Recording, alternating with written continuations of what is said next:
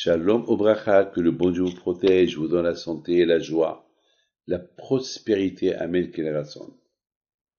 L'histoire que je voudrais vous raconter aujourd'hui sur Rabbi Raphaël Pinto, mon oncle, Alav Shalom, que nous avons célébré sa Elula le vendredi dans le monde entier. Lui, Alav Shalom, était connu qu'il allait, il est décédé à 45 ans, mais il allait chez les gens pour leur demander la tzedaka pour la partager aux pauvres. Et comme je vous ai dit que lui, il aidait tout le monde. Il payait même des loyers à des Marocains. Et c'était comme ça. Il aidait tout le monde. Il était connu. Il aidait tout le monde.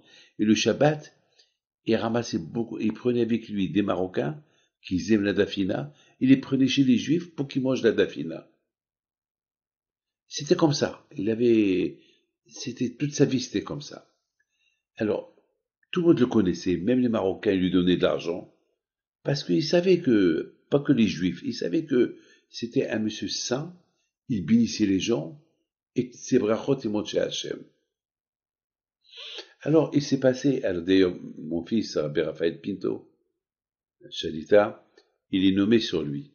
Il s'appelle Raphaël Meir Amram, sur Rabbi Raphaël Pinto, Rabbi Meir Pinto, et Rabbi Amram Ben Diwan. Donc, Shalom, Rabbi Raphaël Pinto de Casablanca, était connu qu'il allait ramasser de l'argent, et beaucoup de fois, il allait à un endroit où il y a des bus, et c'est des bus qui font la navette.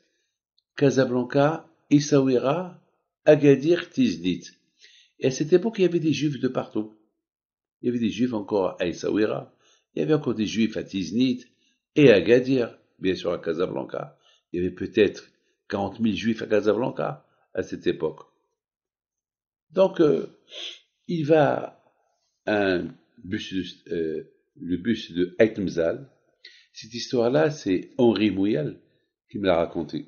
Henri Mouyal, c'est le petit-fils de Matané et le frère de Magui, le B de Canada. C'est lui qui m'a raconté cette histoire.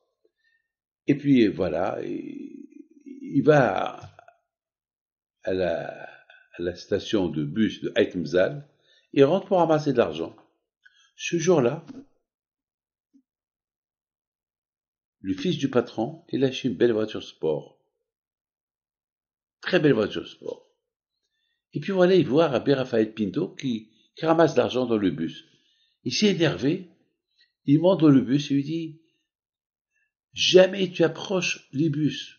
Je t'interdis de monter ramasser de l'argent. » Il dit « Mais je ramasse l'argent chez les juifs. » Il dit « Juif ou pas juif, ici c'est privé. » Il dit, il le prend par son épaule, il le fait descendre du bus. Rabbi Raphaël Pinto, il n'a pas admis, il lui a fait honte devant tout le monde. Bon, il y avait des juifs qui ont essayé de le calmer, mais Rabbi Raphaël Pinto, il s'est trop vexé. Et il regarde le jeune homme, il lui a dit, tu achètes une voiture sport? Eh ben, je prie Hachem que tu restes vivant. Le monsieur s'est énervé. D'un côté, pour lui, c'est une insulte. Et d'où il sait qu'il a acheté une voiture sport? Il n'a pas admis qu'on divulgue, qu'on dit à tout le monde qu'il a acheté une voiture sport. Il dit, écoute-moi, tu approches plus ici. Et Rabbi Raphaël Pinto lui dit, tu sais quoi? C'est toi qui vas me chercher aujourd'hui pour me donner une grosse somme d'argent et tu vas me supplier pour que je vienne chaque jour monter dans les bus ramasser l'argent pour les pauvres. Et toi, Monsieur Eitmzal, tu vas me donner chaque vendredi une enveloppe. Encore il s'énerve.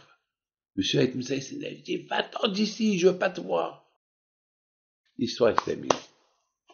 Ça, c'est Monsieur Henri Mouyal qui me la raconte. Et voilà, l'après-midi, Monsieur Eitmzal, il prend sa voiture sport, il va sur la côte. Il va sur la côte pour prendre de l'air. Et malheureusement, il y a un bus qui s'est pas arrêté.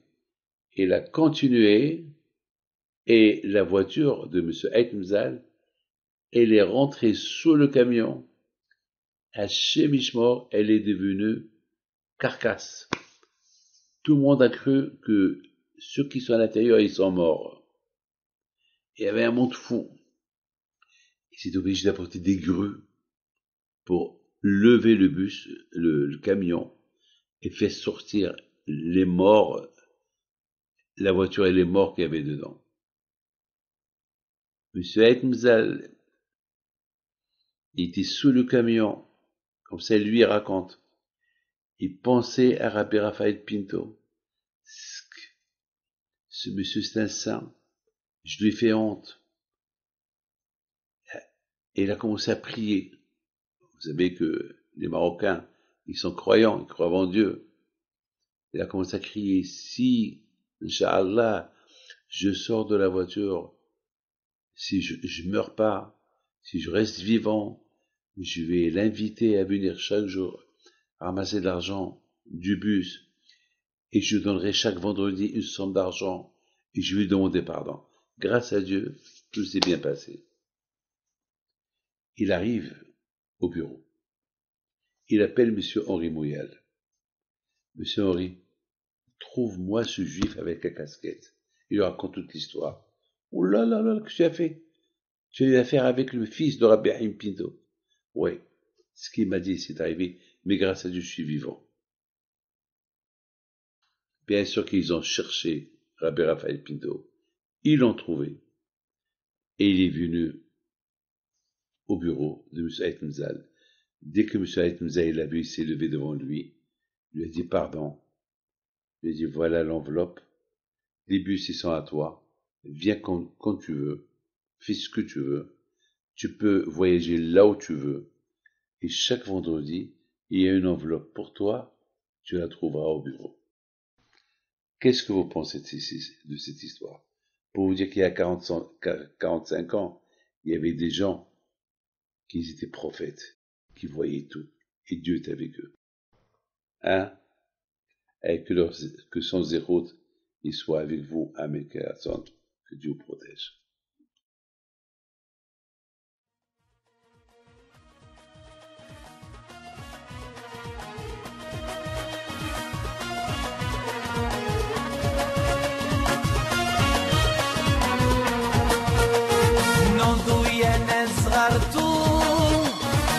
ربي حي بنتو وقف لنا زي خوتو